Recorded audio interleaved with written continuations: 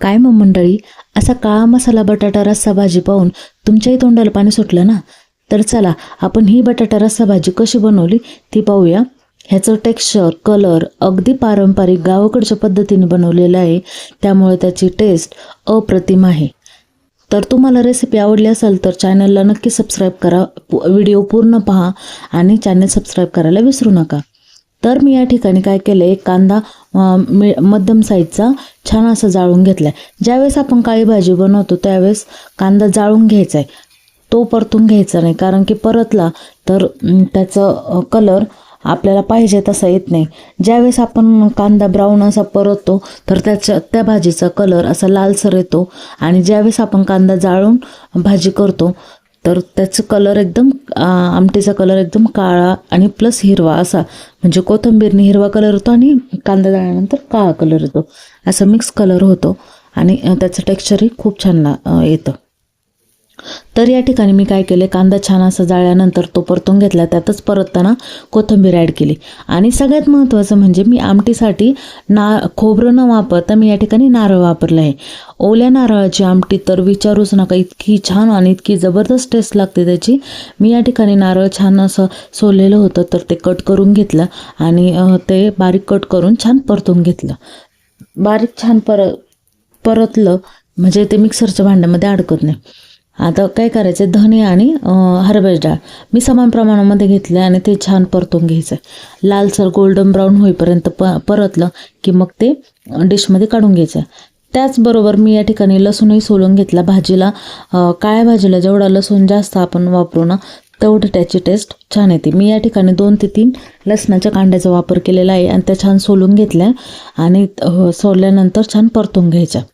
या ठिकाणी लसूण सोलतो तोपर्यंत मी दुसऱ्या याच्यात हिरवी मिरची, एका पॅनमध्ये हिरवी मिरची घातली आणि त्याच्यात 2 ते 3 थेंब असं तेल घातलं आणि छान मिरची परतली की त्यातच आलं घातलं.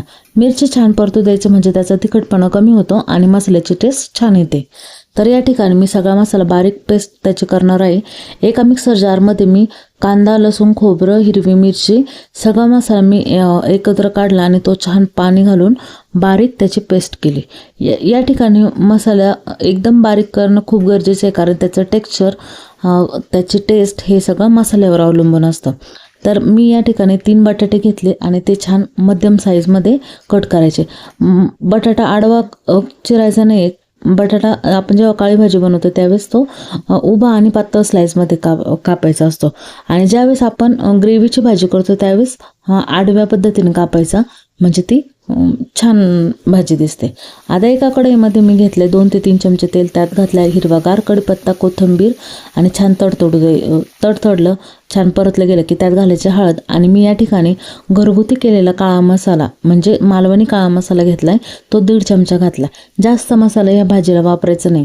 ज्यावेळेस आपण प्रॉपर मसाला तयार करतो ना, या ठिकाणी आपण फक्त कमी मसाला वापरायचा, म्हणजे त्याचा टेस्ट खूप छान येते. आता गावाकडं म्हणजे मला बाकीचं माहीत नाही, पण मला आमच्या तिकडं जास्त मसाला वापरत नाही, आणि ज्यावेळेस आपण काळी भाजी बनवतो त्यावेळेस ते प्रॉपर मसाला तयार करतात, म्हणजे 2 लवंग, 2 मिरे, हिरवी मिरची, कोथिंबीर, त्यांनी भाजीची टेस्ट तर खूप भारी लागते. या ठिकाणी मी 1.5 चमचा घरी केलेला काळा मसाला घातला आहे आणि हळद घातली आणि बारीक म्हणजे बटाटे कट केलेले ते घातले, त्यात मीठ घातलं आहे आणि छान परतू द्यायचं. बटाटा छान परतला की तो अर्धा याच्यातच शिजून जातो आणि त्यातच मसाला ॲड करायचा, जो आपण मसाला तयार केला आहे ना बारीक पेस्ट, ती त्याच्यातच ॲड करायची बटाट्यामध्ये आणि छान परतू द्यायची. मसाला छान परतला की त्याला आपोआपच तेल सुटायला लागतं, आणि ज्यावेळेस म्हणजे बटाट्यामध्ये मसाला छान मिक्स होतो त्याची टेस्ट खूप छान लागते. आता या ठिकाणी आपण 5 ते 10 मिनटं झाकण ठेवून देणार आहोत. या ठिकाणी मी एका छोट्या पातेल्यामध्ये पाणी गरम केलं भाजीसाठी, आणि तुम्ही पाहू शकता मसाला किती छान परतला गेला आहे. तर मी त्याचं टेक्स्चर पाहू शकता, रंग पाहू शकता, खूप मस्त. आणि असं जर भाजीचा कलर आला किंवा टेक्स्चर असं हिरवंगार आलं तर भाजीची टेस्ट खूप छान लागते. अगदी गावाकडच्या पद्धतीने हिरवीगार भाजी, मस्त अशी भाजी होते. आता या ठिकाणी मी 2.5 ग्लास पाणी गरम केलं होतं आणि ते त्यात ॲड केलं आहे आणि छान अशी दणकून उकळी आणून द्यायची. यातच मी मीठ घातलेलं आहे आता मीठ बेताने घालायचं आहे, कारण की मी आधीही मीठ घातलेलं होतं बटाटे परतताना, त्यामुळे रस्सा आपण ज्यावेळेस करतो त्यावेळेस मीठ कमी जास्त तुम्ही करू शकता. आणि हिरवीगार कोथिंबीर घातली आणि छान अशी उकळी आणायची. तुम्ही पाहू शकता मस्त असं कलर भाजीला आलेला आहे आणि छान असं 5 मिनटं झाकण ठेवायचं आणि उकळू द्यायची. इतका छान कलर, इतका छान टेस्ट आणि वास तर खूप असं दरवळ त्याचा सुटला आहे भाजीचा. खूप मस्त अशी भाजी होते आणि छान उकळली की बटाटाही त्यात अर्धा शिजून जातो. म्हणजे परतताना अर्धा बटाटा शिजतो आणि उकळतानाही अर्धा बटाटा शिजतो, त्यामुळे आपली भाजी लगेच तयार होते. 10 ते 15 मिनटात ही भाजी आपली तयार होते. तुम्ही त्याचा कलर पाहू शकता, टेक्स्चर पाहू शकता आणि या ठिकाणी आपली मस्त अशी रस्सा भाजी तयार आहे. ही भाजी अगदी पारंपरिक गावाकडच्या पद्धतीने प्रॉपर काळा मसाला तयार करून केलेली भाजी आहे.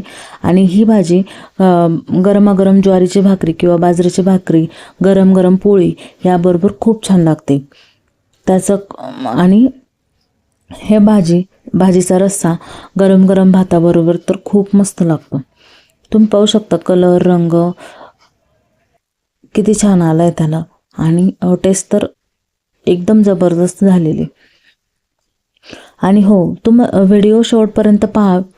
रेसिपी आवडली असेल तर लाईक, शेअर, सबस्क्राईब करायला विसरू नका, कारण की तुमचं एक लाईक आणि सबस्क्राईब माझ्यासाठी खूप मोलाचं आहे. थँक्यू.